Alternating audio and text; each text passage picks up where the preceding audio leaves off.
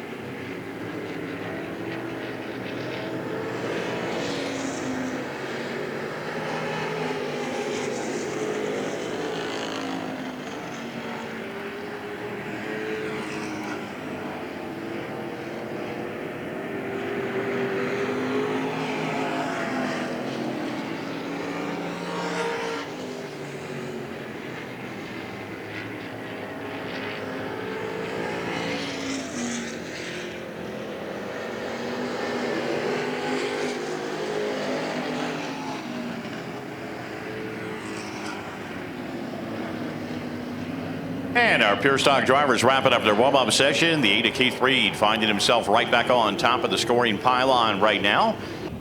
Well, again, folks, thanks so much for being here this afternoon. A beautiful day for racing here at the Hagerstown Speedway.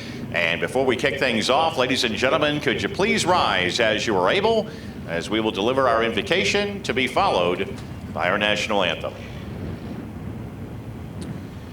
Unfortunately, this afternoon, while we were preparing for our races today, we got word that we lost another member of our racing family. Got a call that the daughter of Bob and Sandy Dennis had passed away. Bob and Sandy were a big part of racing, not only at Hagerstown, but also the Winchester Speedway. Many that have been around for years will remember the old Round Hill Golf logos on the 9-incher cars and many other cars that raced at Hagerstown and the Winchester Speedway. But Bob and Sandy lost their daughter this week. It is never easy when you lose a child. And from all of us here at the Hagerstown Speedway, our sincerest condolences go to them. We know that they're hurting. Their racing family is behind them 100%. And we certainly hope that if there is anything we can do, they can reach out and they will know that their racing family is behind them 100%. Before we deliver our invocation, ladies and gentlemen, please bow your heads for a moment of silence for the daughter of Bob and Sandy Dennis.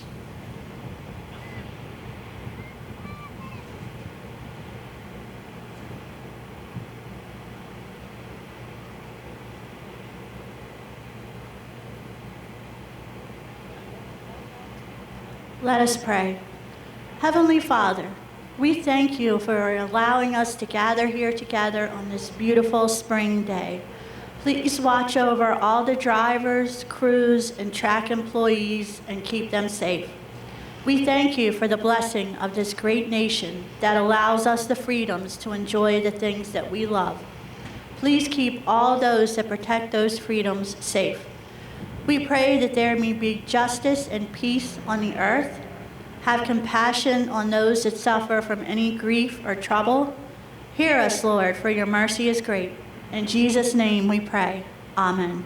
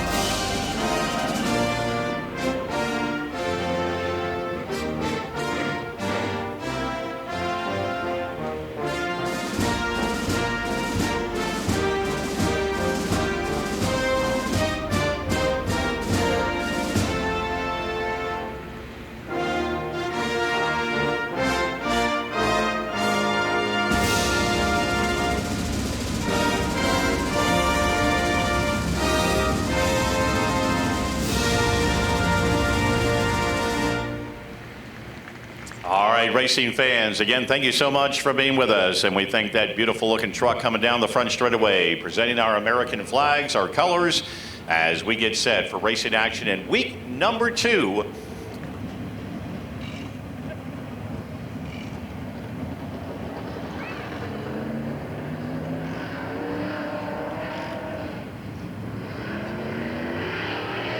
One-lap time trials will be the distance. They'll get the green and come back around for the checkered. When that car, number 15, of Rick Potter, exits off at turn 2, the next car will go out, so we'll keep the time trials rolling. Potter hailing out of Everett, Pennsylvania. First driver on track for qualifying, grabbing the green flag and heading off into turn number 1 and 2. Potter, very accomplished simulate racer, always a strong contender when he's here at Hagerstown, or no matter where he is. 3D of Shane McQuay out of Sykesville, Maryland, also making his way out onto the racetrack as Potter begins to set things up for the qualifying for simulates across the stripe. 23.423 will be his lap time as McQuay in the 3D grabs the green flag.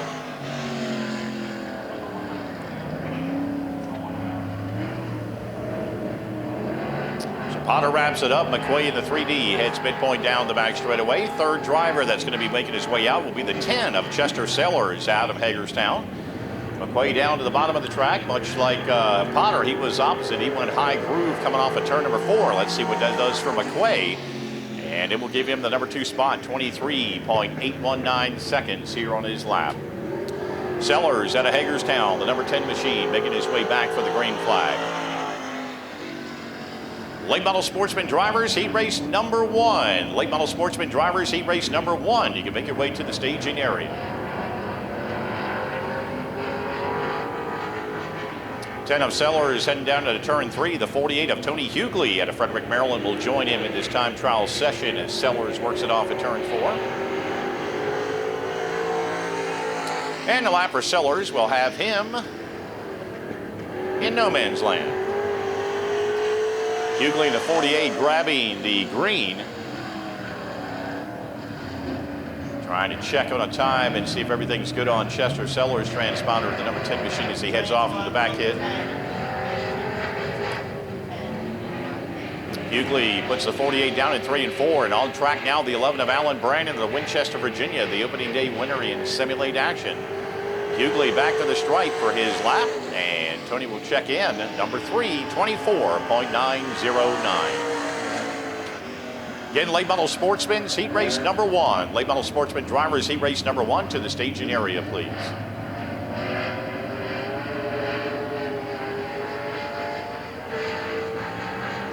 Right now, Rick Potter, the first driver out. So far, he has set the benchmark for time, but here comes the 11 of Alan Brandon, last week's winner, as he heads back to the stripe. And the lap for Brandon will put him number 3 at 23.822. And another driver very successful in the history of Hagerstown since he's been here, the 81 Jason Giesemann out of Enville, Pennsylvania, picking up a top 5 points finish a year ago in simulate action.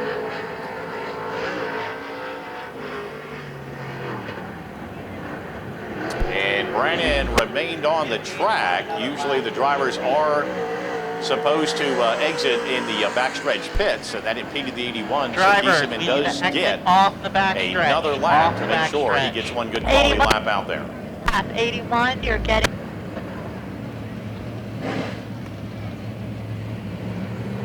So the 81 of Giesemann just notified that he will indeed get an additional lap as he works his way off at turn number 4.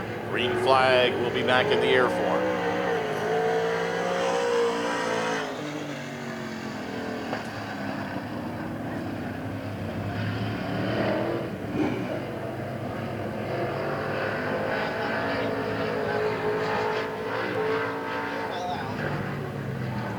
And a problem on the 10 of Chester Sellers. Apparently the transponder became dislodged, fell out, and he does not get a lap. So here comes Giesemann in the 81 to wrap up time. He'll be number 2 on the board, 23.701 seconds.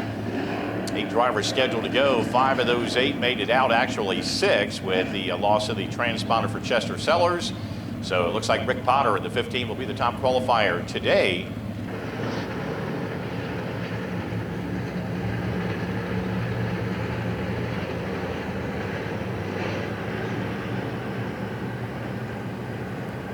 All right, field stacking up, getting set for the first 8-lap heat race of the afternoon. Palmer and Naylor lead us to a green flag. And it'll be Palmer out of the box early. Naylor almost loops that 000 around, gathers it up, and ends up in the back end of the field. 67 to Greg Carrico from the outside of row number 2 quickly up into second as Palmer leads him back for lap number 1. Challenge for third, Brian Booz on the inside of the Caden Rank machine. B2, a one-time winner in crate late model action a year ago. Now gets the bite off of turn number 2. He'll move up into third. Likewise, the 99 of Michael Walls around Ray Ciccarelli. That puts him up into 5th as Palmer brings it back to the stripe for lap number 2.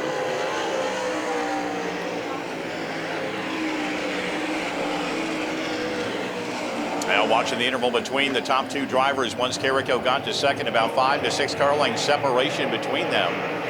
Another 10 to 15 back to Booz. Walls, the driver on the move. The 99 started in 8th position on the back of the field. He's up and sliced halfway through and is up into 4th.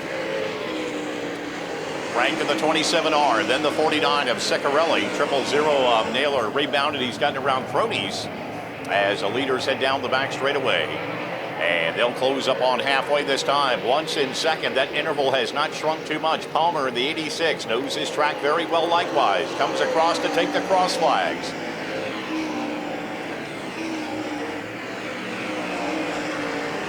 Carrico trying to dive into that lead or gap a little bit. It maintains about 5 to 7 car lengths. Meanwhile, the B2 of Brian Booz seems to be closing up just a little bit. 99 of Walls, a distant 4th. And Rank in the 27R, rounding out that top 5. Again, late model Sportsman's heat race number 2 to the staging area.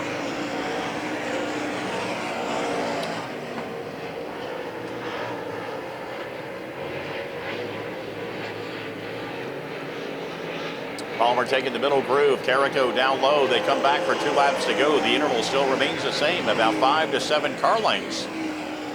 As Booz in the B2, he's found something. He continues to close up a little bit, working the bottom groove. Walls of the 99, about 15 back, car length-wise in the number 4 spot. And Rank remains in 5th. White flag out for Palmer.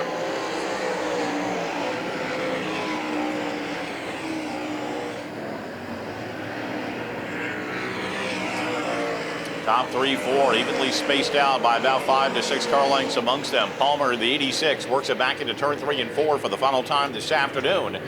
And it'll be Scott Palmer starting up front, grabbing that early lead and winning heat race number 1 for late model Sportsman's. Greg Carrico, Brian Booz, Michael Walls, and the 27R of Caden Rank. They will be the top 5.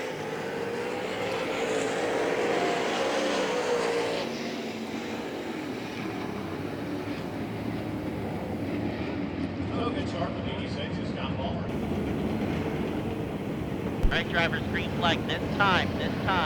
Field is set. We do have 1 or 2 drivers, specifically the 25 Anderson. Again, mechanical woes for him during the warm-ups. And as a result, that will shuffle things a little bit.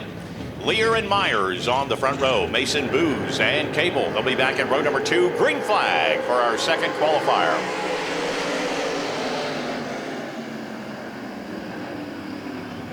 Lear grabs that lead. Myers in the second. Cable working the high side of Booz. They'll remain side by side. Fry from the back. He's working his way up into 5th.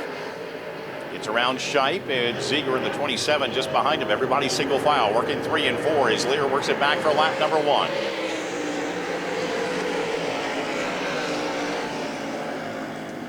Good 5 to 7 car length advantage over Myers. Couple back to Ray Cable. And then Mason Booz and Devin Fry. They are the top 5 as they remain single file. And Lear trying to check out. Started low, slides it a little high off the turn. And brings a 151 back for lap 2.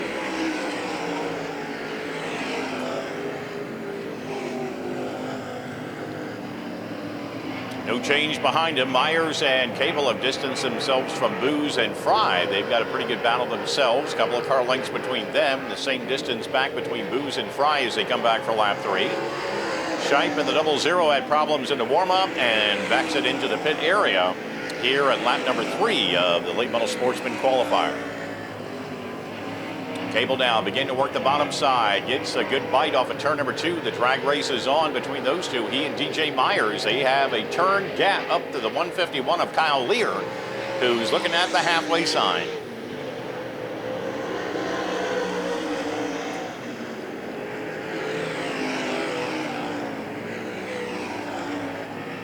Still Cable and Myers side by side, but again, that good bump off of turn number 2.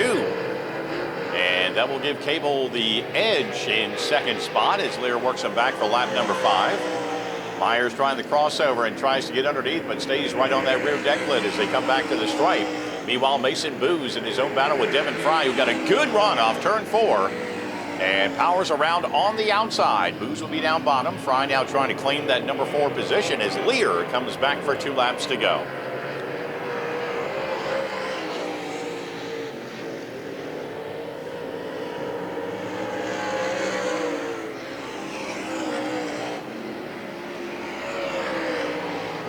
Good half-track lead, or half straightaway lead, I should say, if not more. About 3/4 of a distance on that straightaway for Kyle Lear.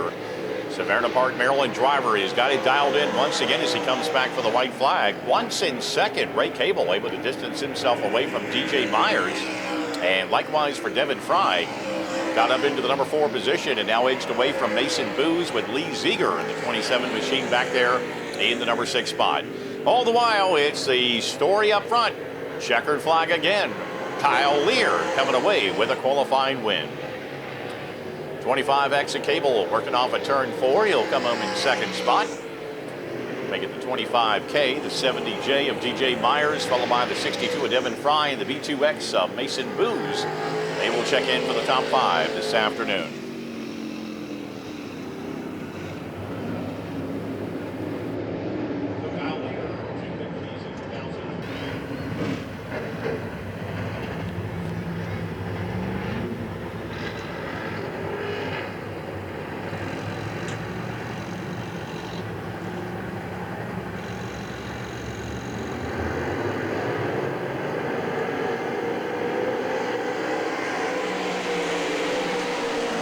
Well, green is out, and Sean Shoemaker shot out to the lead early. Jamie Latham and Devin Brannon quickly in the battle for the number 2 spot.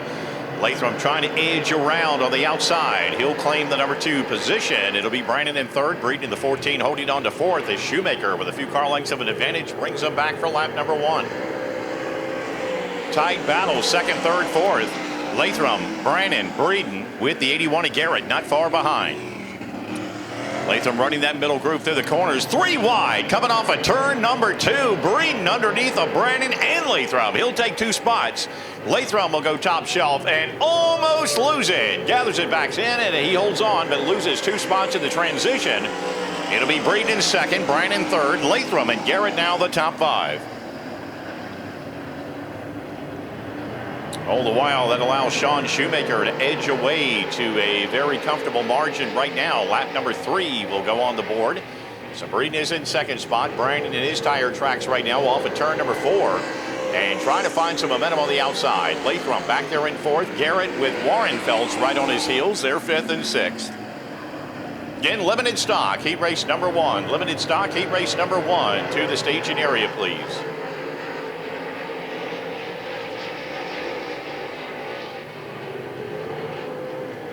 Halfway will go on the board, and troubles continue. Latham almost lost it again, and the same result, loses 2 more positions as he'll gather it back up. Warren Feltz also able to get around Garrett moments ago. That puts him up into 4th. Garrett 5th. Latham now on the number 6 spot with Shoemaker leading him off into 3 and 4. And Breeden closing down just a little bit. Brandon not far behind as they come back for lap 5.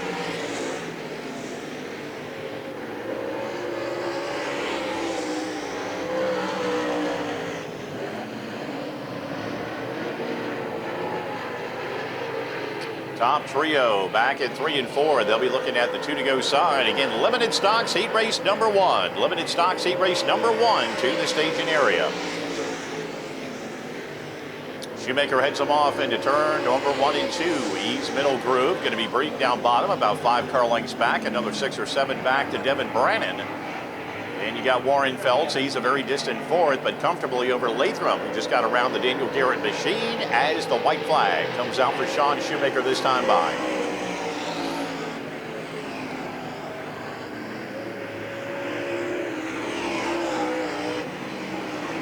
Again, limited stock drivers, heat race number 1. Limited stock drivers, heat race number 1. You need to be at the staging area. Leaders off at turn number 4, and Sean Shoemaker in a very popular spot. The 44 finds his way to the number 1 spot in checkered in heat race number 3 for the late model Sportsman. The 14 of Cody Briggs, solid running second. 137 of Devin Brannon will be third, with Austin Warrenfeld's Jamie Latham and Daniel Garrett rounding out the order. So that will do it for late model Sportsman qualifying once again. All right, a little bit of adjustment to our lineup. Obviously, you have got to be there answering the bell at the stage. Once the initial group of cars goes out, if everybody else in this race is not there in that staging area and come out once the cars are out there, you will lose your initial starting spot. So that's why things have shuffled just a little bit. Nonetheless, we are set to go in heat race number 1 of 3 for our limited stocks, and the 11 of Matthew Duvall scheduled to start third. He now grabs that early lead. Driver out of Robertsdale, Pennsylvania. Right behind him, the 9X, Shane Seville. He'll move up into second spot. 81 of Matt Cronister. He was scheduled to start dead last, and it's a 3-wide battle for third. Here comes the 19 of Tim Robb. He was scheduled to start out front, but he came out late. Now he's got some work to do to get himself back towards the front of the field. As a 23 of Derek Iser, he'll claim the number 3 position for the moment. 19 of Roppy's down to the bottom side of Matt Cronister. And all the while, the 19 are making the 11 of Matthew Duvall. He is checked out to a pretty good advantage, along with the 9X of Shane Seville. Here comes the 23 of Derek Iser off at turn number 4 as they come back for lap number 2.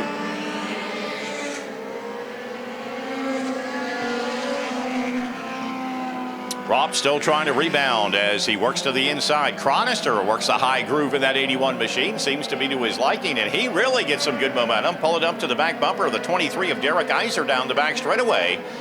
Going to be Ropp and the 21 of Ricky Weaver Jr. They are side by side going into the turn, and here comes the 11.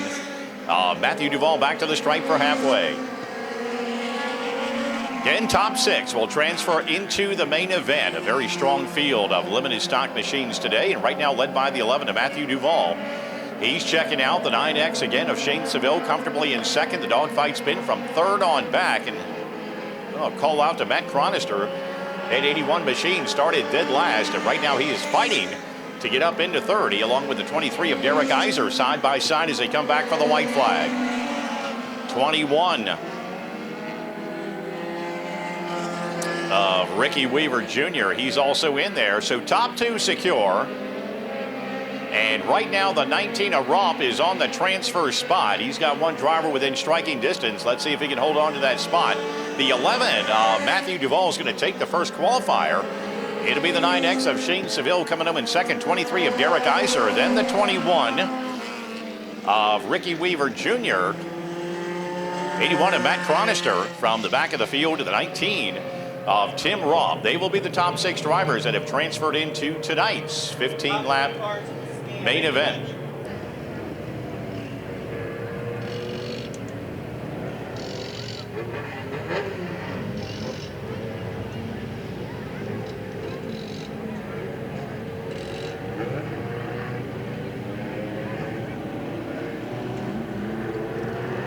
Stacking up in turn 3 and 4, the second of 3 5-lap qualifiers underway as the field crosses the stripe. And off into 1 and 2, the 6 of Matt Worley. Boy, are they jammed up high. And that allows the 92 of Justin Williamson to claim many spots down to the bottom side as the leaders make their way back into turn number 3 and 4. 46W Sean Williamson trying to hold that lead. Here they come back for lap number 1, and they are jammed tight together as they come back for that first circuit. Williamson is the leader, the 92 of Williamson.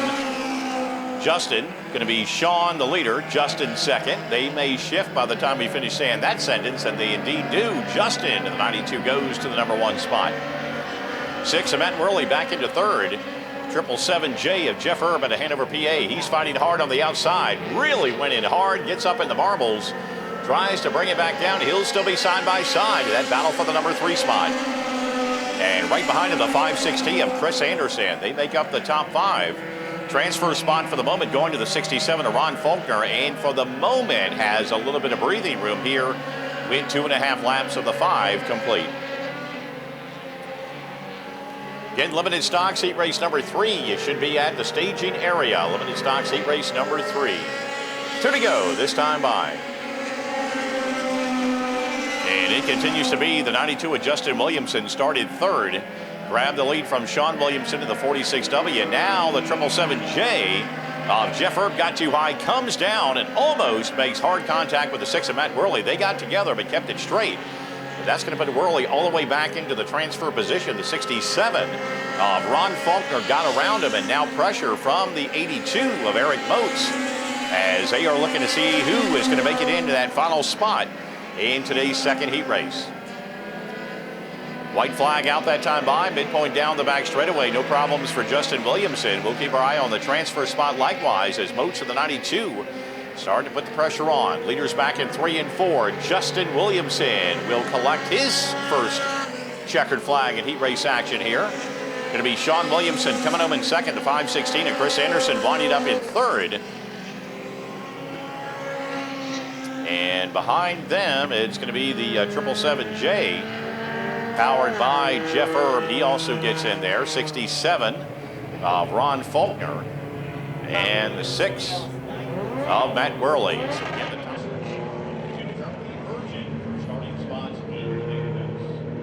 simulates again this afternoon. 15 laps. It was good limited stocks for 15 and likewise for the stock drivers. All right, 3rd and final qualifier set to do battle off at turn number 4. Robbie Carroll, Cody Hetrick bring us to the green flag.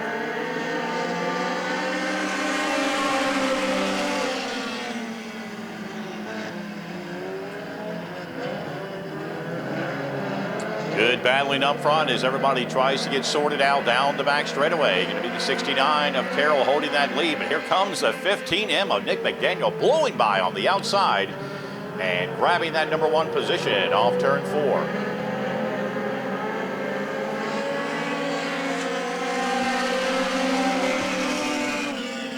69 of Robbie Carroll, the pole sitter, trying to settle in his second spot. He's got the Hornet's Nest behind him. Bruce Betris in that number 4. He started back on the outside of row 3, and he's already made himself into a qualifying spot. As the leaders make their way back into turn number 3 and 4, 2 laps will be complete, and a good lead already for the 15M of Nick McDaniel.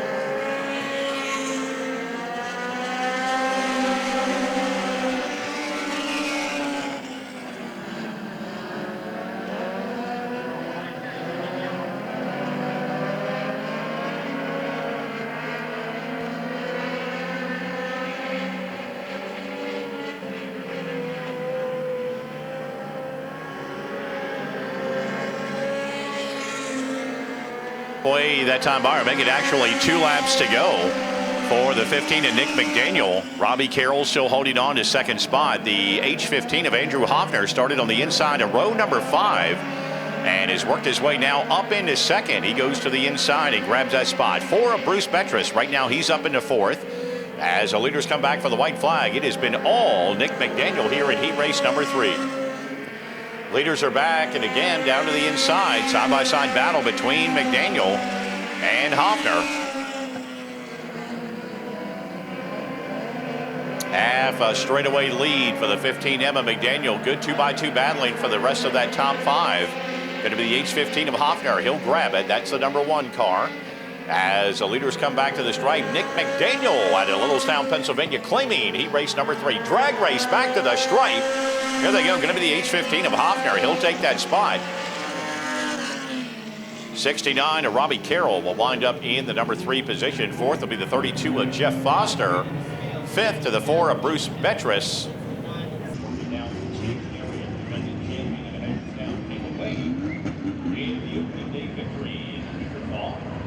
And here comes Fogel in the 77, the driver hailing into Myersville, Maryland. He'll get the time trials underway.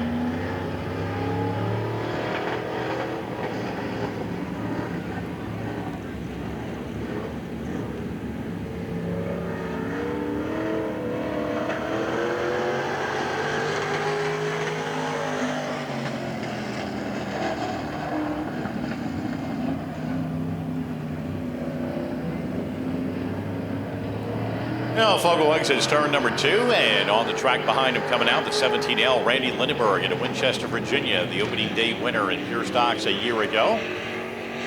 As Fogle has some issues off of that fourth and final turn, gathers it back up, brings it back to the stripe to start things off in pure stock qualifying.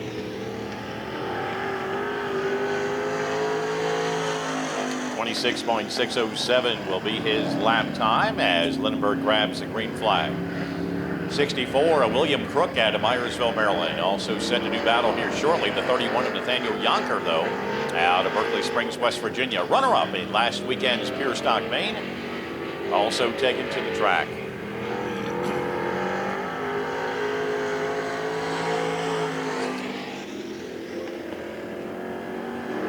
Dale Lindenberg coming across the stripe, 24.830 will be his time. That will right now have him number 1. 31 of Yonker back to the stripe as he begins his one-lap session. And behind him, the 32F, Tyler Fisher out of Fair Play, Maryland.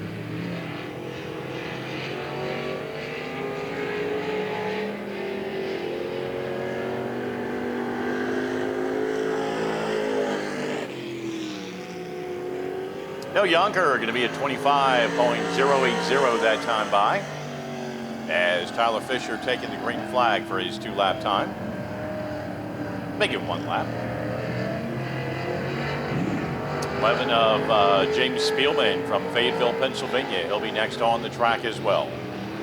Limited stock, your consolation event will be coming up shortly. Limited stock drivers, be sure and check the board. We will have your consolation event coming up shortly. Fisher in the 32F back across the stripe for Tyler. That'll be at 24.953 as he'll up to Spielman at a Fayetteville, PA, taking the green flag.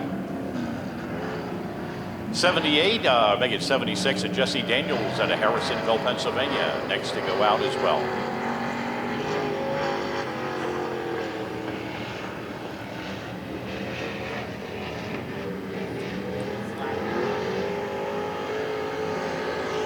Now here comes Spielman back across the stripe. The 11 wraps up with a 25.518. That will have him number 4 on the board. 76 of Jesse Daniels taking the green. Right now, Randy Lindenberg, as you can see, tops on the board.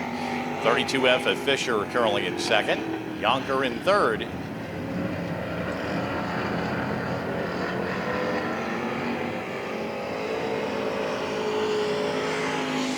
Spielman back to the stripe, being the 11, and that will have him 4th in his time today, 25.390. 76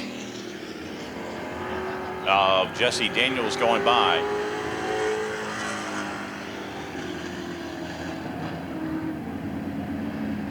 So Daniels wrapping up his time, and that will have him currently number 5. 62 of Dylan Beavers next on track at Hedgeville, West Virginia. Everybody's still chasing Randy Lindenberg right now. And the 8B of Blake Reed in Hagerstown making his appearance on the track and his first of the season here at the Speedway. Back to the stripe. And Beavers will be at 24.819. Put Dylan up top on the board right now.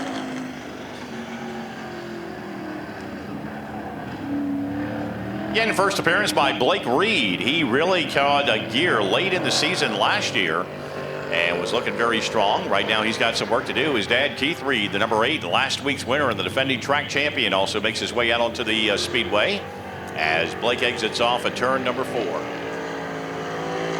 Checker down, and the 8B of Blake Reed puts it up into third, 24.925.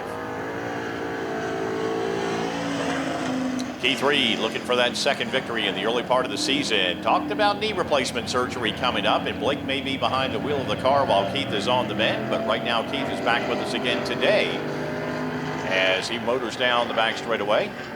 32 of Robert Wilson in Clearbrook, Virginia, entering the track. He'll be our final qualifier in pure stock time trials today. Here comes Reed as he works it back to the stripe, trying to see what he can do. And right now, Keith Reed is going to be in the number 3 spot. That'll bump Blake back to 4th with Fisher the top 5 and the 32 of Robert Wilson, the final car to qualify this afternoon.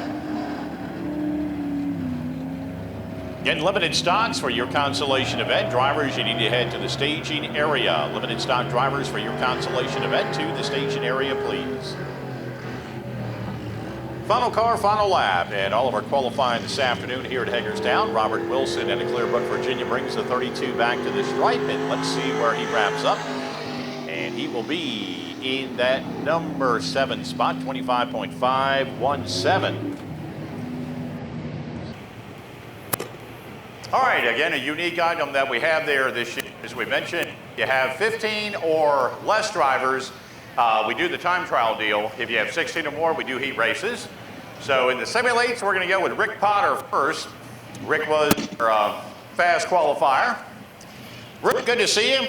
Great job last weekend, and now you got that top qualifying spot. You know, last weekend, Alan had a pretty good number.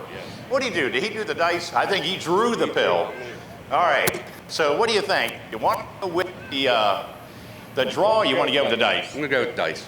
How's your season been so far this year? A good second place run, but so far so good? That's all I've been was here at Hagerstown. It's been good. Fast in practice, and the second, you can't beat it. All right. Roll that dice, folks. You're going to see which number they invert. 2. That's not too bad. That's not too bad. Rick, best of luck. Thank you for being here this weekend and this year, and best of luck here this afternoon. Thank you. All right, Rick Potter. He draws the number 2 spot. All right, we're going to go with Mr. Scott Palmer. Scott, pleasure. I've never talked to you, but one of our top late model sportsman drivers. I know you've been doing some racing at BAPS. I know they have the weekend off, and we got a chance to get you back over here. You're always so good here at Hagerstown Speedway. What's it going to take to transition what you've already done tonight to that first feature victory of 2025? Good starting position would help. Okay, now it's up to you now. You know that it's up to you. Josh, I mean, he's got, I think 6 is the most on the dice, but you got to watch him. He might put a 7, an 8, or something else on there. I know your schedule is going to be pretty busy, and I know you're not going to get to see you every weekend here. Again, it's a pleasure to have you here. Oh yeah, I mean, I've always ran here. I just chose to run up there more this year, so I'll still be here probably 8 or 10 times. So I look forward to racing here every time I come. Well, that's good enough for me. Okay, Scott, you got the choice of the dice or a pill draw. He's going to do the dice, so he's going to go ahead and roll it. This is late model sportsman. What do we end up with? Number 1. There you go. Scott Palmer. He keeps that good fortunes going. Scott, good luck tonight. All right, next driver going to be Dylan Beavers. Yeah, much deserved. Things are looking much better. A good run last week. We're not even going to talk about last year, are we? No, definitely not. The feeling of being the fastest in qualifying after the year we had last year is just surreal. Yeah, and you got the smile on your face. Now you got to back it up. Now, have you ever been good? Have you ever gambled? Have you ever done anything like that, or have you been pretty good? I've been pretty good, so I'm a little nervous right now. All right, well, you know, what do you want? Do you want the bucket with the pills, or you want that fuzzy dice? So far, it's been what, a 1 and a 3, right? 2. 1 and a 2. I'll go with them. All right, Dylan's going to go. This is for the Pier Stocks. Oh, number 1. Good job, Dylan. Good luck tonight. Well deserved so far this year, and I know it's only going to get better. Thank you. All right, Dylan Beavers. He is number 1 pill drawer tonight. All right, our limited stock driver. Do we have Matthew Duvall? Is this Matthew coming? All right. What's going on?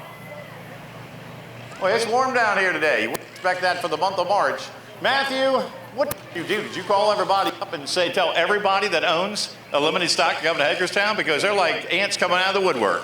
Well, I was actually expecting a bigger turnout than what we had. So, I mean, I appreciate everybody coming, that's for sure. And, I mean, hopefully we put on a hell of a show. I know you guys, I mean, we've heard it, you know, you can call it SCDRA, you can call it U-Cars, you can call it limited stock. It's a variety of different things.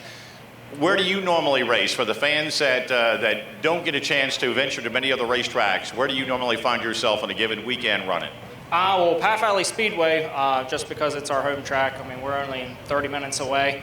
But I'm actually the promoter for the SCDRA Northeast now, so we'll be traveling with it. Well, it's a pleasure to have you here. What's the general consensus, or have you had a chance to talk to some of the drivers? I know this may be one of the bigger tracks you guys do run on. You run on a variety of sizes of racetracks, but what's the overall feeling from most of the drivers and yourself about being here at Hagerstown and the surface this weekend? I mean, we definitely love speed. So, I mean, the adrenaline rush is definitely there when we're in the cars. But we actually ran at West Virginia Motor Speedway, so it just had a little bit more. We're probably going about 5 miles an hour faster there than we are here. But it's still, I mean, we're hauling the mail into the turn, that's for sure. Well, I wasn't sure what kind of turnout we were going to have, but I was pleasantly surprised because those cars, looking at them as they came into the parking lot, they just kept coming and coming and coming. And it was just so fun. Once we called you for warm-ups, they were coming from every direction in the pit area. So things are going good, and it looks like you guys are heading in the good direction. Yeah, and hopefully our next race, hopefully we hit the 50 barrier. Well, good. We wish you the best of luck with that. Wish you the best. What do you want to do? Pill draw, roll that dice. Everybody else has been pretty successful with that dice. I don't know. I don't gamble too much. I'll just go with the dice. Everyone's having good luck, so we'll try it. All right, Matthew, give it one more shot. See if we can keep that good streak going as he rolls it here on the front straightaway. Oh, it's a number 6. All right, that means we get to watch you do some racing tonight. Is that right? Oh, certainly. Every time that I ever won a race, I started 10th or deeper, so I'll take 6th all day long. All right, well, best of luck tonight. And again, thank you for bringing all these guys out here. We wish you guys continued success in 2025 and beyond. Yep, we appreciate it. Thank you. All right, Matthew Duvall with the SCDRAs. Those guys will start all of their drivers in the feature event tonight. And our feature will be coming up first with the semi-lates and their 15-lapper here in a few moments. Semi-late drivers, you can make your way to the staging area.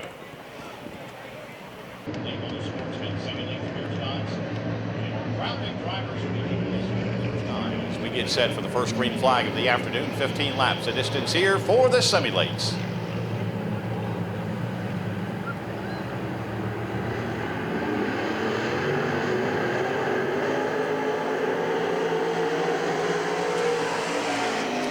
Potter swung it wide off a 4, trying to see if he can grab more momentum. Giesemann will grab that early lead in the 81. Potter will be in the second. Here comes Shane McQuaid to the inside of Alan Brannon. And they'll remain side by side in the battle for third, heading off into turn number 1 and 2, or make it 3 and 4 for the first time this afternoon in feature action. Giesemann credit him for lap number 1. McQuaid will get that third spot away from Brannon with the 48 of Hughley, the top 5 right now. And trouble for Hughley. He'll spin it by his lonesome in between 1 and 2. He'll gather it back up and continue. Caution is out here in the early going after we got 1 lap complete.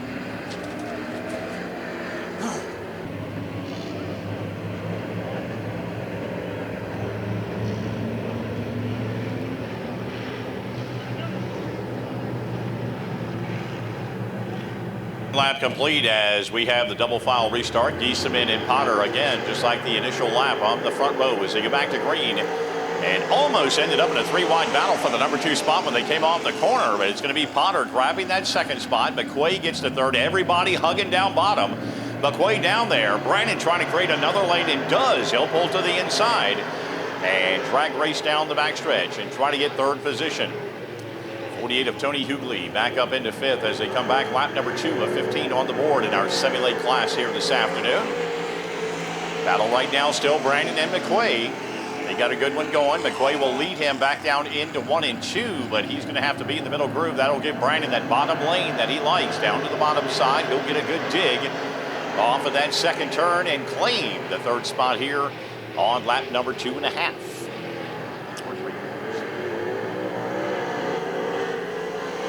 Meanwhile, Giesemann and Potter, they have got a comfortable spot in the 1-2 positions right now. We'll see if Brannon can reel them in.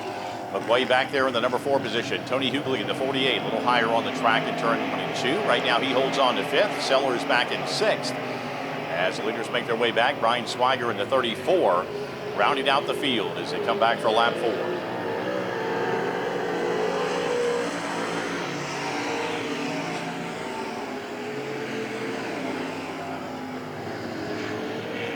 So about 3 to 4 car lengths for Giesemann right now. Potter about another 3 back to Alan Brannon, another 5 to McQuaid.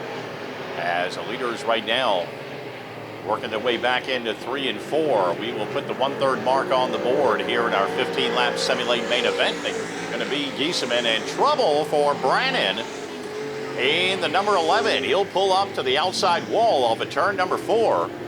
And that'll bring the caution out. Second time here this afternoon. Brannon will pull it down. Looks like a right rear flat on the number 11 machine.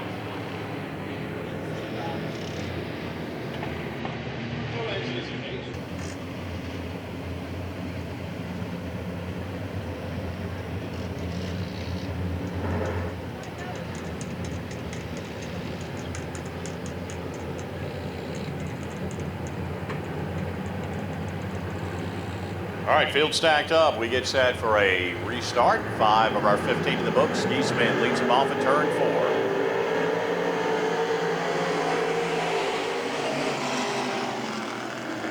4. Leaders back in 1. Potter in second spot. McQuay in that 3D. Hughley, he had to check up a little bit. And Brannon takes advantage of McQuay's misfortunes, and Hughley going to the high side. And in half a lap, Brannon's gone from the back. He's claimed 4 spots up into 3rd as we come back for lap number 6.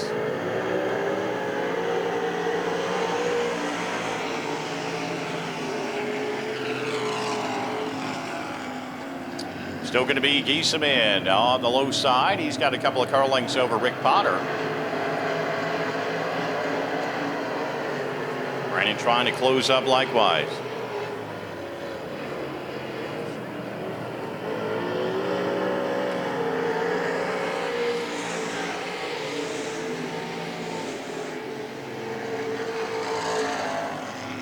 Coming up on halfway in tonight's simulated main event, Alan Brannon still trying to chew away as Potter's giving him that low side. For the moment, Potter's got it. Giesman, meanwhile, the 81 trying to check out. He's got a good 5-6 car length advantage as they come back. Cross flags halfway. We begin the second half of this afternoon's simulated main event. Potter still with the edge, but Brannon now, he is slowly looking to that inside. Still the 48 of Tony Hughley. He's in the number, or make it, Hughley back in the 4th spot. 3D of Shane McQuay holding on for dear life. You get to see that car almost whip around. He is still 5th, and the ongoing battle right now is for that 2nd spot. Lap number 9 coming up for the 81 of Giesman.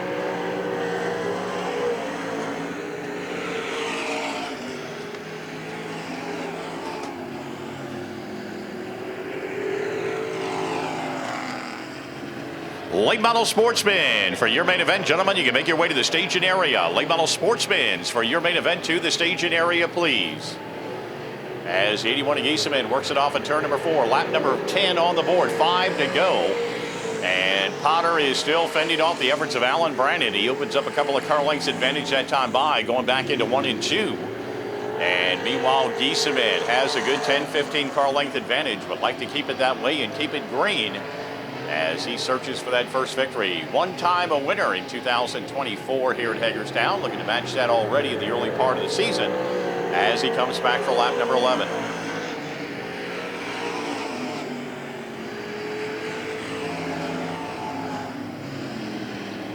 Potter still high in the groove, but about a car length advantage over Alan Brannon. Can't quite get the advantage down low to mount a challenge. Hughley, meanwhile, about a half a straightaway back in 4th, followed by the 3D McQuay. 12 laps are complete this time by.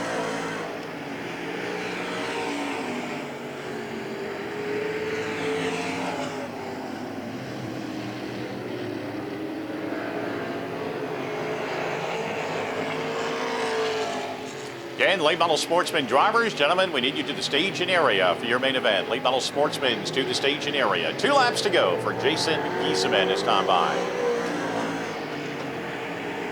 Still Potter and Brannon, the tightest battle out there in the top 5. Hughley in the 48, a few car lengths over the 3D of Shane McQuay.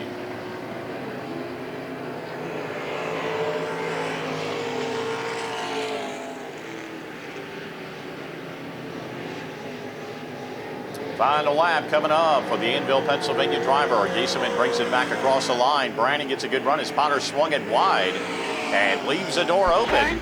And trouble down at turn number 4. Looks like it's going to be the 10 or the 3D. Looks like the 3D of Shane McQuay. He had been holding on for dear life through the corners. All right, drivers, green flag this time. Single file, single file. All right, as we get inside the final few laps, we go single file here in the final stages. 1 lap dash to the finish. Giesman, Potter, Brannon, Hughley, and McQuay. They are in the top 5 as we get set to get back to green. Again, late model Sportsman drivers, your 20-lap main event coming up next. We need you to the staging area. Well, final chance on a restart. Rick Potter had a look down bottom. And then Alan Brannon was peeking on the outside of him. Top 3 make it round into turn number 1 and 2. It's going to be Giesman to the bottom side. He holds steady in that number 1 spot. Brannon finally gets the good run on Potter off of turn number 2. He'll grab the 2nd spot, 2 car lengths back as they come back for the checkered flag this time by. And Giesman holding on. The 81 of Jason Giesman checks in as our 2nd Simulate winner of the year. And his first of the season, the opening day winner, Alan Brannon, in the 11 coming home in second, the 15 of Rick Potter, the 48 of Tony Hughley, and the 3D of Shane McQuay round out your top 5.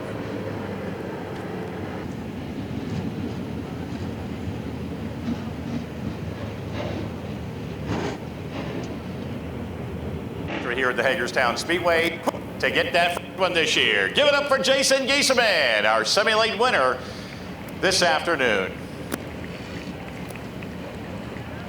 Well, Jason, I think it was it last year? Because I'm an old man, so memory fails me, but somebody told me at that point that was your 100th victory in all of racing. Was it last year or the year before? Help an old man out. It was the year before last. Oh my God. Last year, searching for the 100th and one. And I tell you, we've got this new house car from Jim, this Bernhazel car. And it's been a fight with just learning a new car. We've never had a new car, and just getting this ball rolling with the M Series chassis and getting people to see what it really is. And that was Jim's whole key is, just run it the way I build it. That way we can show them that racing's still alive in the stock car world and there is options. Still meet the rules and specifications, and I'm just glad that Hagerstown worked it out with us and we were able to run it and come back now this year and hopefully do a little better than I did last year with it. Well, it's always a great challenge in the middle of a day. I mean, it's a hot, sunny day. I can't believe we're saying that for the month of March, but the sun's working itself on the racetrack, so that makes it that much more challenging, I would think, as far as your setup and what you got to do out here to get ready for a feature. Yeah, I mean, our cars typically with Mike Walls and I and the way we run stuff and his setup stuff, we're usually not the fastest car in the beginning of the night, but as the night goes on, we gain and gain and gain. I think we got better as we went. We definitely threw a bunch of stuff at it that I don't normally do, but we did it with the old car, so I said, let's try it on this one, and it seemed to work pretty decent, I guess. I don't know how close they were, but I mean, there might not have been a lot of cars here, but the caliber of the handful of cars we got are still good guys and good cars. I mean, I don't know where everybody went, but I mean, I don't know. I just wish there was more cars here. Well, I make up the excuse. It's early in the season. Guys are still waiting. I talked to someone at a car show last week. They're still waiting for their motors, not specifically here, but drivers from down the road that have come up here. And we haven't started in points, so I'm just keeping my fingers crossed that next week, as we get another week along, guys have everything ready. And basically, if they're running for points, they're coming here. Who would you like to thank tonight, Jason? I got to thank Jim Bernhazel. He gave us the car to run. Mike's towing. He puts a lot of hours in behind the scenes helping us make sure we get to the track. Lebanon Auto Auction, Ride On Auto Sales, Coral Family Eye Care, Cerner Excavating, Fox Shocks, Stanky's McDonald Construction, Dove Fence, A&B Wise. There's a pile of them. Off-Road Motorsports, they're a big supporter the last 2 years. They're really into the dirt stuff. They didn't realize they were until they got on a couple race cars here. So got to thank Jordan. Streamline Concrete, they've been with us for a while. So I mean, it's everybody. I mean, it's the three of us, my wife and my buddy, and some helpers here and there tinker with the car. And if we're ready, we're ready. If we're not, just won't go. Always fun to watch, and even more fun to have you in victory lane. Congratulations. Yeah, I just want to dedicate this race.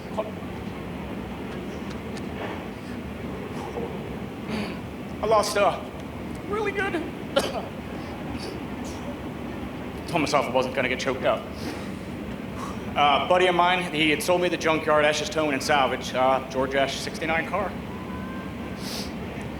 Well, I know there's a lot of emotions, but he's looking down on you, and he's smiling big time today, Jason.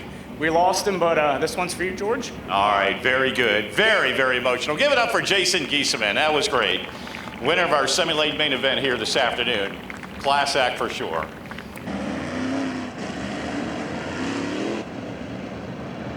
All right, drivers, green flag this time, 20 laps, 86. You start the race anytime after the pole with 3 and 4. All right, race fans, here we go. Late model Sportsman, 20 laps. Scott Palmer, Kyle Lear from the front row tonight at Hagerstown.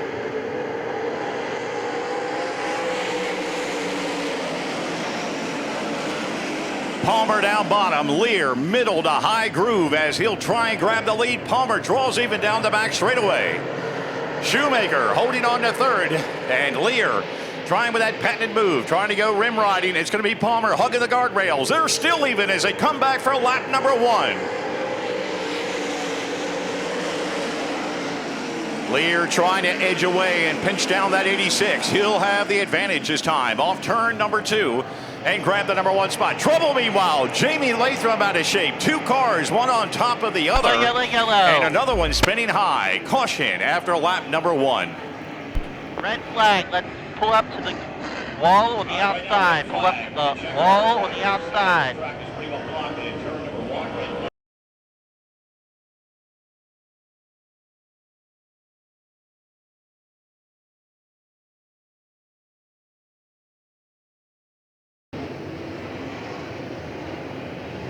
All right, field stacked up, ready to go on the restart. 2 laps of the 20 in the books. Going to be Lear and Palmer up front. Shoemaker in that 44. 67 to Carrico on the outside of road number 2.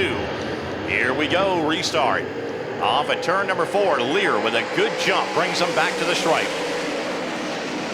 Palmer settles in his second. Shoemaker right there in the 44. He'll dig down bottom and go for second, and he should get it off at turn number 2. He digs hard and gets it. It's going to be the 25K of Cable to the inside of Carrico. As the leaders make their way off at turn number 4, lap number 3 will be recorded, and we have some good side-by-side battles from 4th on back.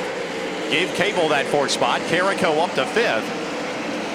And now the B2 of Brian Booz along with the 14 of Cody Breed. They're side-by-side. That's the Hornets' Nest in the number 5 position. Behind them, Devin Fry, Devin Brannon, DJ Myers, Michael Walls, and then Austin Warrenfelds. They're the drivers in the top 11 with Lear coming back for lap number 4.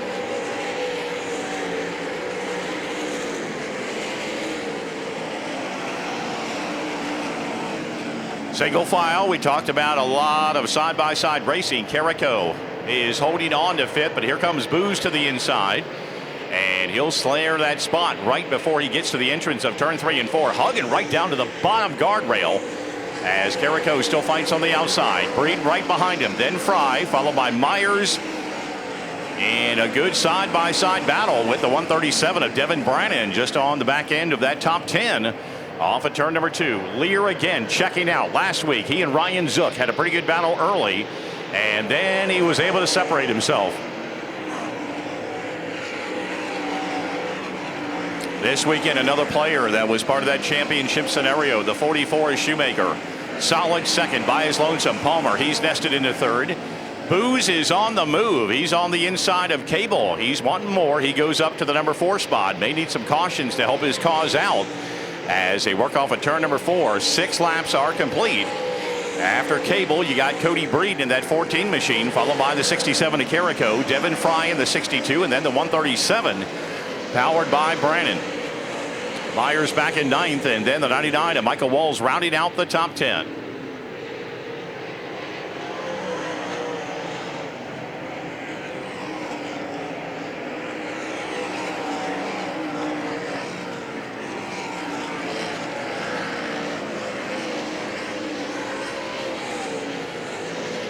Well, no change in the running order. Pretty much single file within that top 10. The biggest battle would be back where the 137 of Devin Brannon is.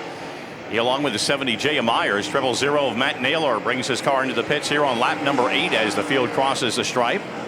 Closing in on halfway, and Lear also closing in on the back end of the field. And he had to work some lap traffic a couple of weeks ago or last weekend. Now he works it gingerly through turn number 3 and 4.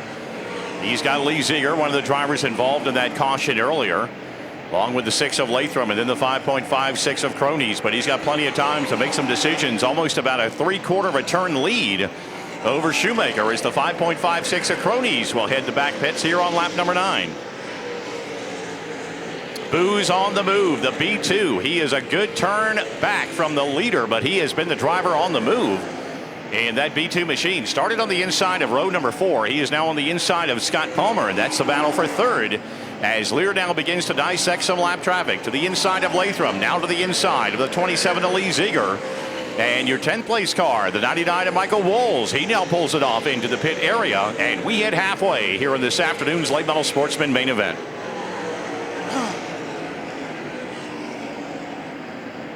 Lear with a 2-lap car advantage right now over Shoemaker, and Booz has got that spot over the 86 of Scott Palmer.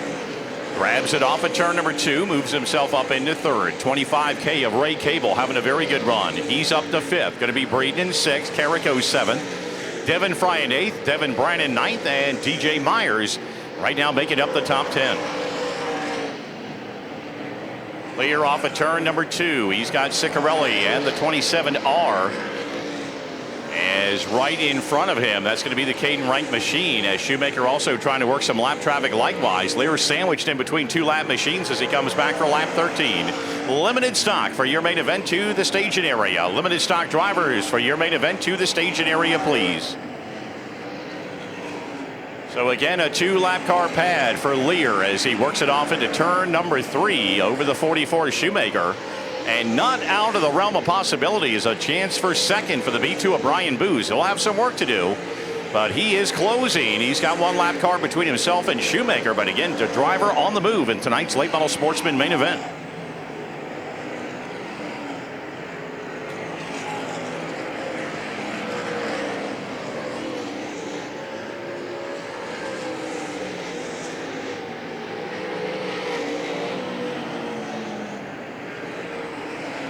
Leaders off of 4, 5 laps to go that time by for Kyle Lear, as he has 2-lap cars in front side by side. Daniel Garrett and Mason Booz will watch the battle for second. That's closing, about 6 car length separation between Shoemaker and Brian Booz as they work it back into 3 and 4. Shoemaker's going to have lap traffic. Went way low, kicked up the dirt, and Shoemaker lost a lot of momentum, and here goes Booz grabbing that number 2 spot. Shoemaker now back to third as Lear clears off at turn number 2, gets around Mason Booz, has Daniel Garrett to deal with. He'll be looking at 3 laps to go this time by.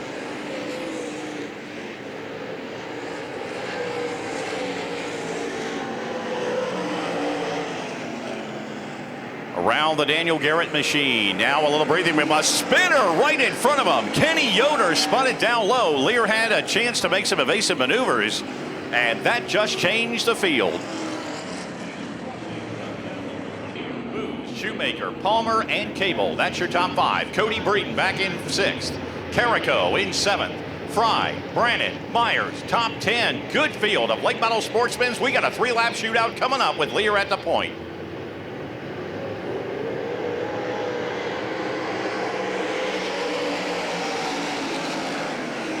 Green back out. Lear leads him back into 1 and 2. He'll be on the low side of that racetrack. Palmer now trying to work the high side of Shoemaker and reclaim a spot. He started on the pole, but he has had a very solid run, although he has lost a couple of positions here, but gains 1 back as Shoemaker tries to dig back to the inside. 2 laps to go and a spinner in turn 4. Cody Breeden in the 14, and 1 other driver, Ray Ciccarelli, spinning to avoid contact, and we're back to yellow one more time.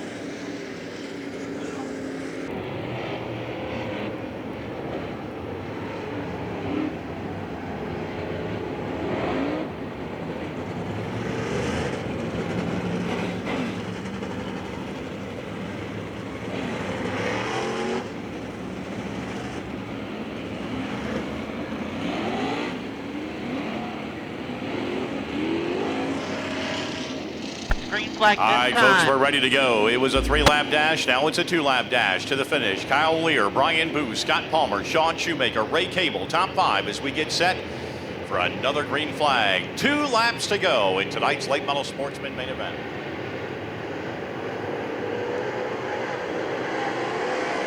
Green is out, and Scott Palmer quick on the gas. He gets up alongside Brian Booz, and Kyle Lear says thank you as he begins to check out just a little bit more. Good 5-6 car length advantage. Palmer and Booz side by side. Shoemaker, Cable, top 5. Devin Fry on the move. He gets to the inside of Carrico. White flag in the air this time by.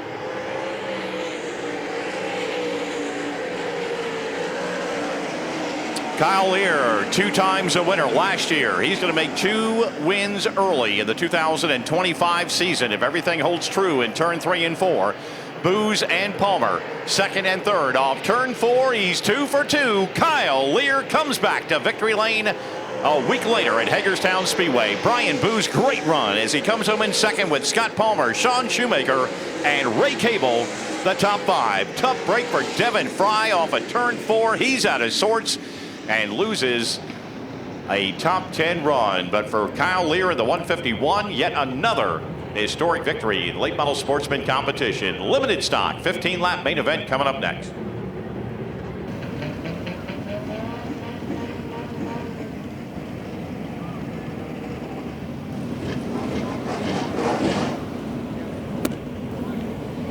And And that is what has led him back into victory lane for the second consecutive time, matching last year's win total. And we're not even in April yet. There he is, folks. Give it up, Kyle Lear, your late model Sportsman feature winner tonight at Hagerstown.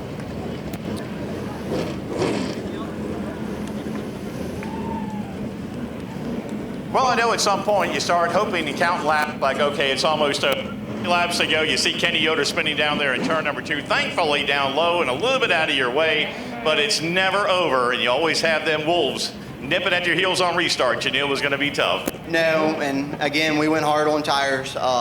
First and foremost, I want to thank all you fans. I mean, you guys are packed in here today pretty good, and it's good to see that so early in the season, so hopefully you guys keep it up. Thank you guys for showing up. First off, I had a lot of good teachers. I love daytime racing in Hagerstown.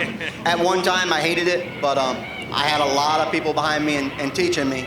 And I'm sure our tires on our car are different than anybody in the pit area, and it shows. Well, and you guys, you had a little experience with that last week, but you have experience over many years on what you have to do, and it counts. But you know, Brian Booz was breathing down your neck. He was coming up through the field. I said he's going to need a caution if he's going to be able to catch a few other drivers. I didn't think he was going to need a caution. He's definitely going to need a caution to catch.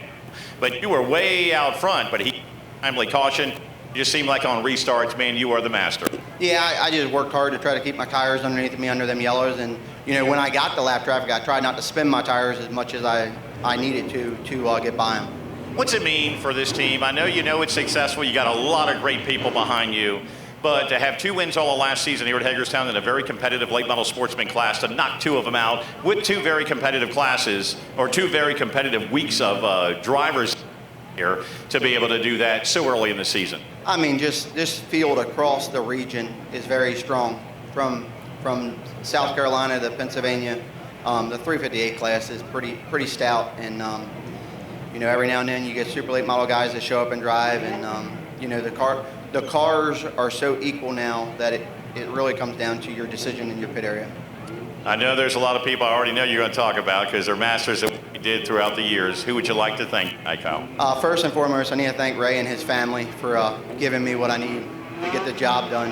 My crew, Bob, George, Warren, his daughters are here. Craig and Patty Valencia for sticking behind me for all them years. Modafino, I didn't thank him last week. That guy, he's always a phone call away and willing to help. My cousin Scott's up here this week helping again, and his son. You know, it's crazy the amount of help you get. You know, we're just going to keep our head down and keep digging. And all my sponsors, I mean, I listed them last week, and I can't do it without any of them. Mean Gene All Their Sales, Kurt Zimmerman at Zimmerman Property and Loans, Junior, JW Mold and Mediation, like I said, CMI, Valencia Farms, Pro Fabrication, Boulevard Collision. I mean, the list goes on and on. Pat McNeil, you know, whenever I need something, that guy's there to help me. Well, and not to discount you. You're number 1 behind the wheel. But I see you bulling in them pit areas too. Not only with this car, with Ray's car, with everybody that's in that group. You're helping everybody. You're a hard worker in those pits, and it pays off. I mean, your driving talent's one thing, but those efforts pay off. I think the good Lord's looking out for you because you are a hard worker in those pits and behind that wheel. Thank you. Yeah, I just try to help as many people as I can. And, you know, at one point, I was there, and I got help. All right, well, he got help today, and the fact that Kyle Lear is now 2 for 2 in late model Sportsman action. Great job here at Hagerstown.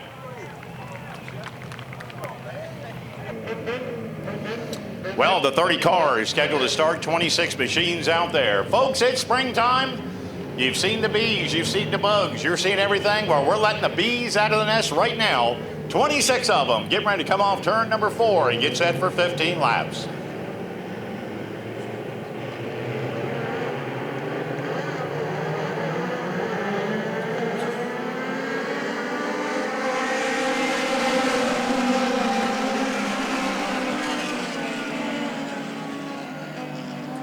Well, green is out after a shaky start. Looked like the Andrew Hoffner machine has gathered it back up, but not before Sean Williamson grabbed that lead from the outside. Nick McDaniel, he had a very solid heat race win. He's on the outside. The battle for second. Coming back for lap 1.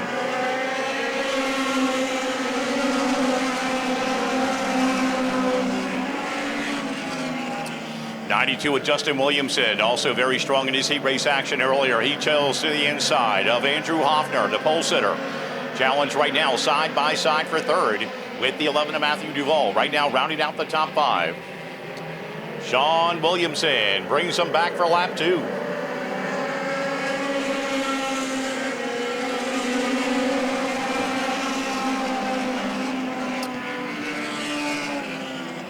It's like the one of Jesse Matney with issues, as well as one other driver. 14-1 of Allen Robinson making their way off into the pits, and trouble with one driver high up in the wall in turn number 1. And that will bring out an early caution. 15, Andrew Hoffner. Might throw you a little bit. That is an H15 car, the number 1. He's in third, followed by the 92 of Justin Williamson. And then the 11 right now, Matthew Duvall. They're the drivers. Duvall, of course, was the driver that did the draw down bottom. Started 6th and has worked his way up 1 spot. Let's see, only 2 laps are complete. We'll keep our eye on him as we get set to go back to green. He goes all the way down, speaking of Duvall, and almost tagged that inside guardrail as trouble hits Sean Williamson. Didn't catch a gear. Something went wrong on that 46W, and he is limping down into turn number 1 and 2. Meanwhile, we get a side-by-side battle up front. Going to be Nick McDaniel trying for the lead. The 92 of Williamson on his outside. He'll grab it down in turn 3 and 4. And a tough break for the outside front row starter, Sean Williamson, as Justin Williamson makes his way back to the stripe. Lap 3 in the books. 15M of Nick McDaniel now up into second. One driver way up the track, stirring up a lot of dust and gathers it back. That's a 32 of Jeff Foster. He is holding on. And again, caution is back out. One driver spun down to the bottom of turn number 2, and yellow was out on lap number 3.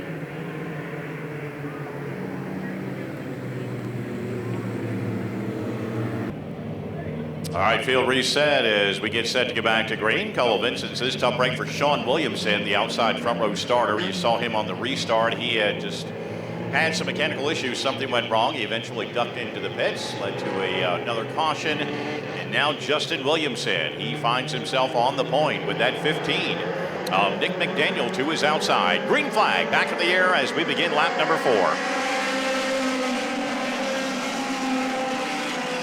9X of Shane Seville got a pretty good push from the 11 of Duvall moments ago, and that puts him high in the banking off of turn number 2 and gets him up into the second spot as McDaniel reassumes the number 1 position.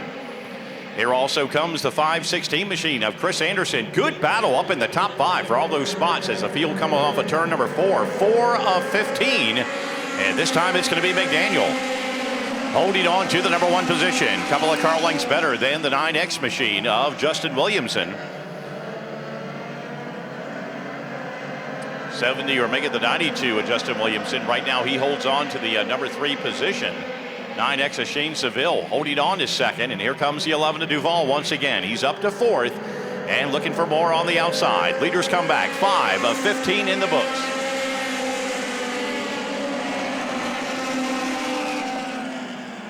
Like Beltway traffic at 4:30 in the afternoon. They're taking every lane plus a few shoulders and the other side of the road. They are everywhere. 2, 3, 4 wide battles, and the top 5, 6 machines, they're nose to tail up front, led by the 15 of Nick McDaniel as he comes back for lap number 6. Second spot going to be Seville, going to be 11 of Duvall, then the 92 of Williamson, and then side by side Hoffner, the pole sitter. He's trying to regain some spots. Makes a little contact with the 516 machine of Anderson. And now here comes Duvall. One more spot plucked off. Gets to the inside of Seville. He'll take over second down into turn number 3.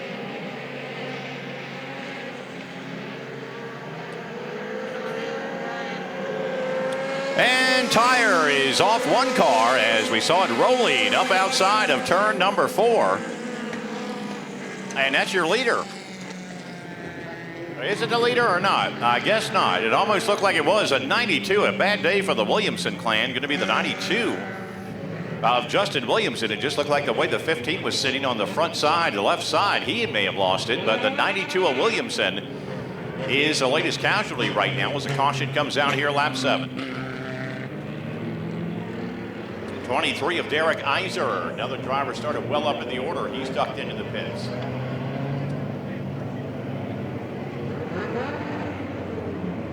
So the 15 and points race of the 2025 season. Late model Sportsman simulates pure stocks and the Crown Vic cars. We go from the small limited stocks to the big body cars. They will be here next Saturday here at the capital of dirt track racing. Hope you can join us as we get set for the restart. Off at turn 4. Drag race on the front straightaway down into turn number 1 and 2. Duval and McDaniel. Great battle. It's going to be Duval to the high side. And one driver out of sorts, another one spinning to avoid, and they kept going, but it looks like the caution will be coming out.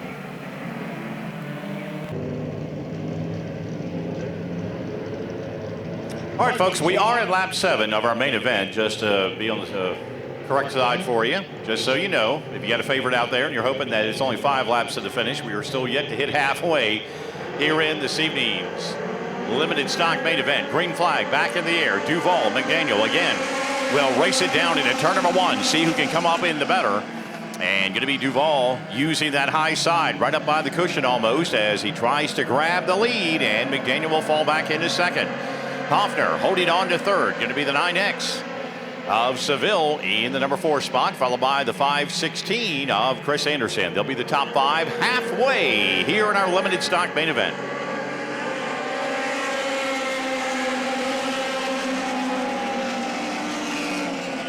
And once in front, Duval begins to try and check out a little bit. 5 car length separation, and now the challenge is on. Andrew Hoffner, the pole sitter, he's making a return back to the front. He's on the inside of McDaniel.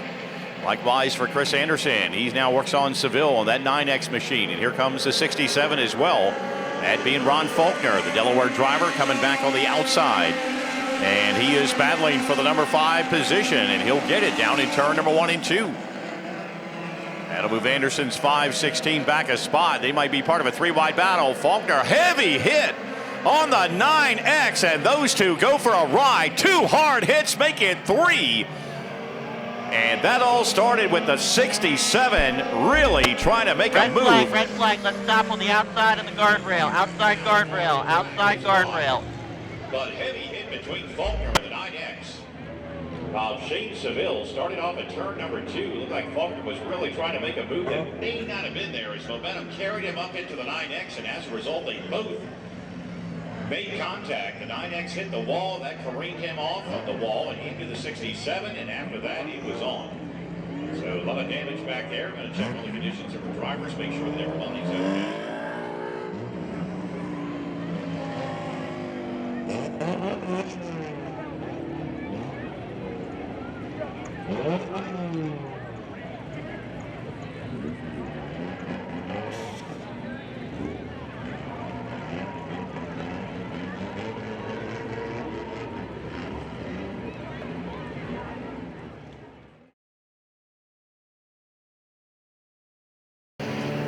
Well, the attrition rate's been pretty high, but they have not fallen short of putting on a great show throughout the field here this evening at Hagerstown Speedway, and they have 6 more laps and probably some very exciting finishes coming. Green flag back in the air for our limited stock drivers. And it'll be Duval taking it back into 1 and 2. Crossover move down bottom side by the 516 of Chris Anderson. He tries to gain 1 more spot. As the battle for the lead, Nick McDaniel lost it to Duval that last series of green flag laps. He looked to the inside, has to fall back into second. 5 laps to go this time by.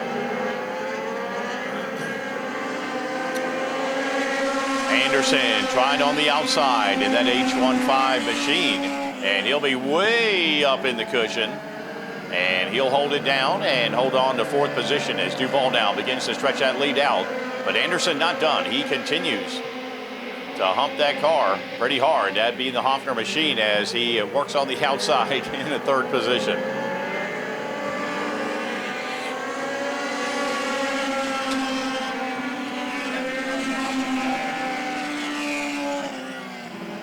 So Duval in control, everything else question mark as it continues to be Nick McDaniel in 2nd spot.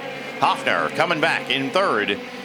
And again right behind him, going to be the 516 of Chris Anderson as they come back for lap 12.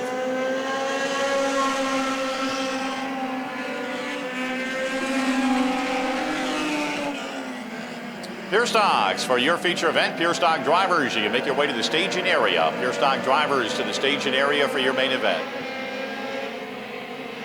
Well, everything's settling down from second on back right now. Everybody's single file as they come back for the 2 to go sign. Duval drew the number 6 pill. He comes back to the number 1 spot. He and that 11 machine started in 6th. And he works it down through 1 and 2. Andrew Hoffner, the pole sitter, still in 2nd. Nick McDaniel started 4th. Right now he's running 3rd. Chris Anderson started 8th. He's up into 4th. And the top 5 made up by the 91 machine. That being Samuel Regetz as he works it off at turn number 4. White flag in the air for the limited stocks.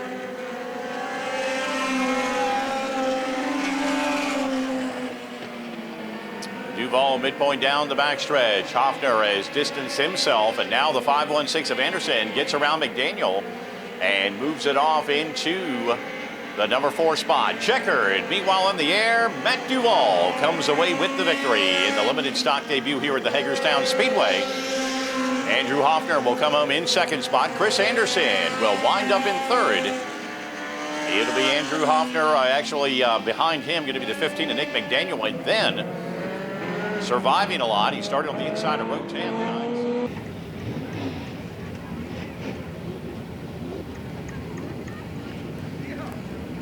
He picked or rolled the number 6 pill earlier, and he made it count. Matthew Duval, our limited stock winner tonight here at Hagerstown. All right, you rolled the 6. You predicted you would win. I might be too late on the Powerball, the big money ticket tonight, but for next week, can you kind of give me a number so I can play it, so I can see whether my luck will work? I wish that worked all the time. I'd be playing the lottery every day. So. Well, you called it. I mean, it was a tough race up front. I tell you what, these guys put on a heck of a show because all the way through the top 10, they were dicing back and forth. Good, hard racing. But I think that's what you've come to expect with this series. Certainly. I mean, obviously, we're the way that the rolled package is to where we can put on a 10-car field and be door-to-door for half the race. So if that's how everything went on, I mean, that's definitely just music to my ears, and hats off to all the guys, and especially Hagerstown Speedway for putting us on the schedule. So. Well, and I know you wear a lot of hats because you said you're taking care of the SCDRA. So obviously you're a competitor number 1, but obviously I know you didn't like what you saw in the back straightaway. I think it kind of broke your heart a little bit because you don't want to see at any time during the course of a year a lot of carnage with these cars. These are low budget racers to a degree. These guys are doing the best they can with the cars that they have and the budgets that they do have. And you hate to see it happen, especially so early in the season. There were a lot of cars that were involved in that melee. But you guys have a lot, and I'm certainly hopeful that they'll all be able to fix these things and be back and give you another good show at your next venue. Oh, yeah, I certainly believe so. I mean, we're all blue-collared workers, but, I mean, we'll definitely put a whole another 40 hours in this car before the next weekend. You're one of the few that looks like you didn't have much of an angle with anybody tonight. You kept it smooth and you got to the front, and those were some tough customers to get. Tell us about your race and what got you to the front. Well, I even told my wife before we went out. She told me not to lag around or anything, but I knew 15 laps on this big track was going to be an endurance run, so I wanted to be cool, calm, and collective and just buy my time where I can. And then when I seen the half flag, it was time to go. Matthew, who would you like to thank this evening? Well, I mean, definitely everybody over here. We literally worked on this car for the last 72 hours, just getting it done, basically. I mean, this race is definitely for my brother. That's the design that we did and everything. It was a throwback for him that we lost him 10 years ago. So definitely, he always won down here when you had mini stocks. So. It's nice that I can at least chalk one up for him as well. So. Well, we had another driver in victory lane that was very tearful about someone that they lost a while back, and I could see the emotions came quick for you. But, you know, as I said to the other gentleman, he's smiling down from heaven at you right now. Oh, most certainly. Yeah, I definitely can't wait for our ice cream dates that we always had after we won. So we'll definitely make sure we go get ice cream tomorrow. But I do have a few sponsors. Ellsworth's Electric. He's definitely a big part of our game, as well as TCL Landscaping. Very good. Matthew, great job with this series. We're going to see you back here. I believe it's May the 31st, and I wouldn't doubt You predicted everything else right. I wouldn't doubt 50 cars are coming. Oh, well, I mean, I definitely hope so. All right, great job and congratulations. Best of luck the rest of the year until we see you again. Yep, I appreciate it, and I appreciate all the fans staying and watch us. All right, Matthew Duvall, class act, as he picks up the limited stock feature event victory here, the first here at Hagerstown for 2025.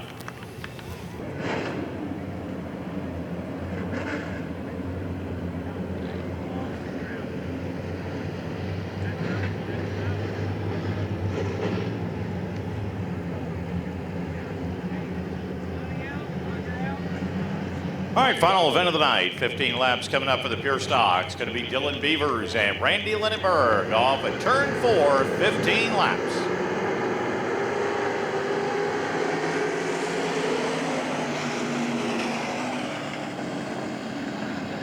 Now Beavers grabs the lead. Keith Reed quickly from the inside to row number 2, challenging to the inside of Lindenberg. He'll grab second. Fisher and Blake Reed side by side for 4th. Feel pretty tight, and Blake Reed giving Lindenberg a pretty good shot in the rear, and he'll loop around, meeting Lindenberg. And that will bring out an initial lap caution.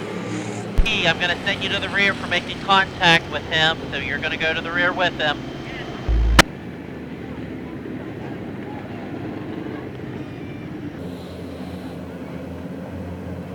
Like this time, drivers.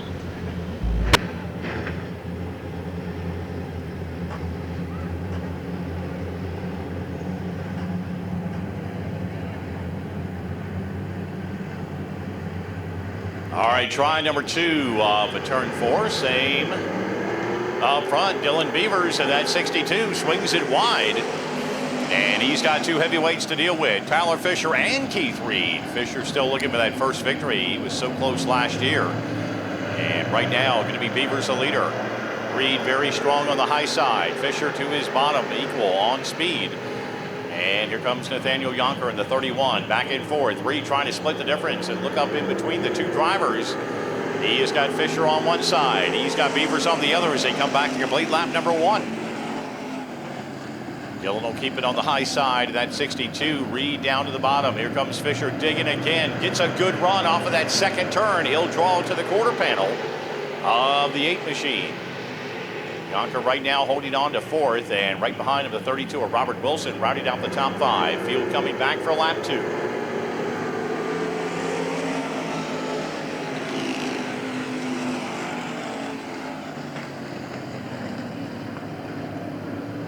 Reed chipping away, looking down low, but Beavers is running a very good line right now in the high side of that 62, less than a car length separation between the 2. A couple of car lengths back to Fisher in 3rd, then Yonker and Wilson as they come back for that 3rd circuit. And back behind them, going to be the 11 of Spielman, followed by the 8B of Reed, then the 76 of Jensen. Or making Jesse Daniels. Lindenberg in the 17L having a hard time trying to get himself going again. Gets around Daniels there just a moment ago as the leader's back in turn 3 and 4. Reed hugging the guardrail down bottom.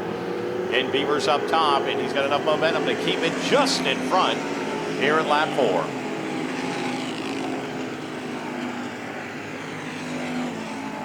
This time Reed a better shot off turn number 2. He was more even upon exit. And right now he's got the inside line as he works it back into 3. Going to be Keith Reed down to the bottom side, trying to do what Kyle Lear did earlier and pick up back-to-back wins on the first 2 weeks of the season here at Hagerstown. Beavers now in 2nd.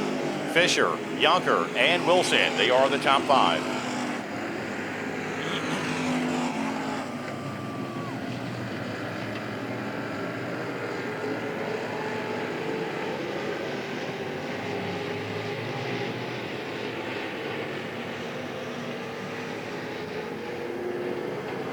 Six laps complete this time by as we close in on the halfway point of our finale tonight. 15 laps for the Pure Stock machines.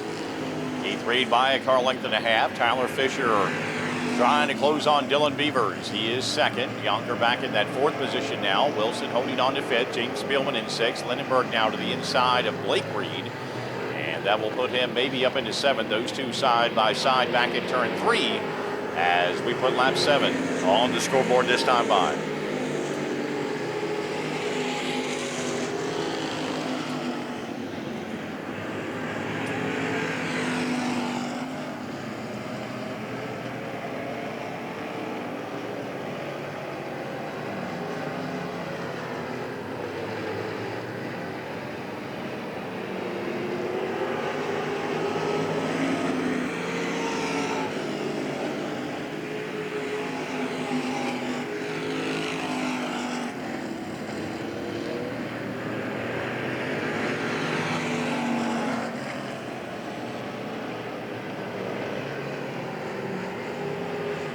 That's a halfway point as lap number 9 about to go on as the 8 of Keith Reed continues to stretch that advantage out.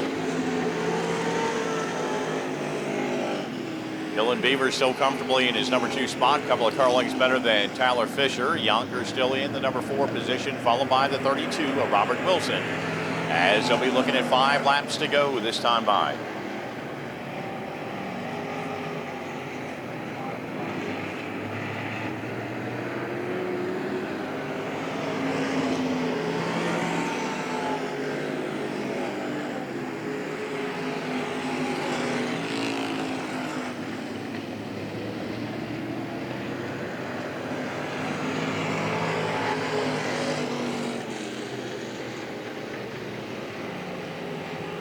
Lap number 11 on the board for Keith Reed this time by as he continues to stretch it out just a little bit more. Dylan Beavers, we had alluded on the tough luck he had last year. Every race just seemed to be bad, but he has turned things around very solidly in that number 2 position.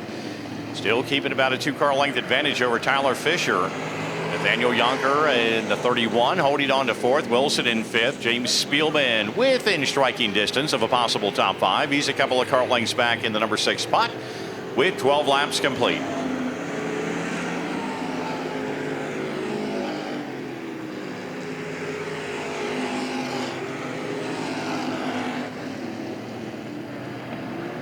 Jess Daniels in the 78 heads it off into the back pit area, and we'll be looking at 2 laps to go for your leaders when they come off at turn number 4 this time.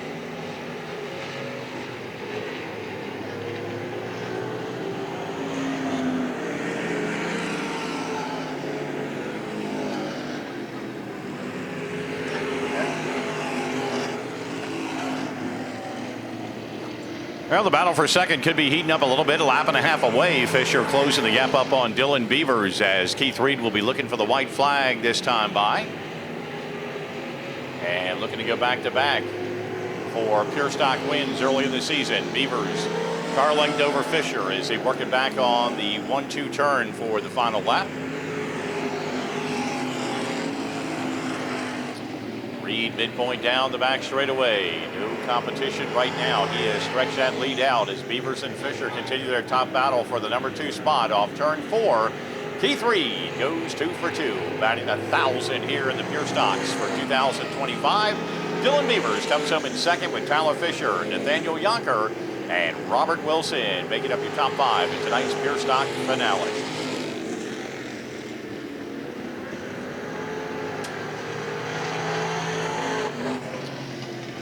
Well, our congratulations out to Keith Reed as he picks up his 2nd consecutive win in as many weeks here in the Pure Stocks at Hagerstown Speedway.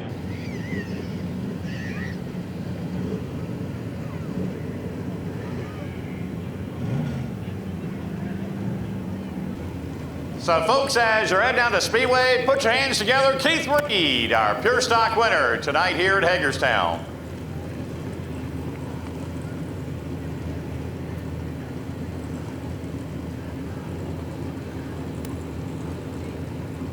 All right, let's get the one thing out of the way. I'm sorry, I went to a seafood restaurant, I took a picture, and I knew the second I did, I was going to get in trouble with you. Yeah, because you didn't bring me one of them sandwiches. That looked like a dandy. It was. You got to come down to Southern Maryland. I don't know what you have up here in Hagerstown, but you get down there by the waters of Southern Maryland. There's some great seafood restaurants. So you know what? Go ahead and get your knee replacement. Come on down. We can set you up a couch in my man cave. You can watch Sports Center, whatever you want all day. I'll go to work, and one day we'll all get together and we'll take you down to a seafood restaurant. How's that sound? I'm going to hold you to it.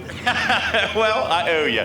Hey, another good performance. I mean, I know Dylan looks better this year, and that's good. And I know we're going to get some more cars out here as we get a little bit deeper into the season or get past or get into some points battles. But once you get in front, that car just looks like it drives itself. It looks like it's just doing a magnificent job. It is a really nice car, and these guys make it easy to drive. I'd like to thank God for keeping us safe tonight. Everybody going home, stay safe.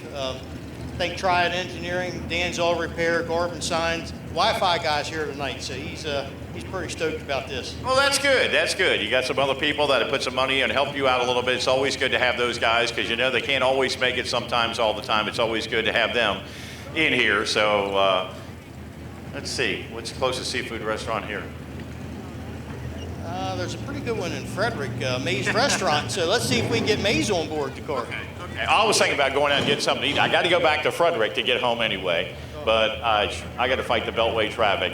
I hope things are safer on the highway than they were here today. Well, or as safe as they were here today.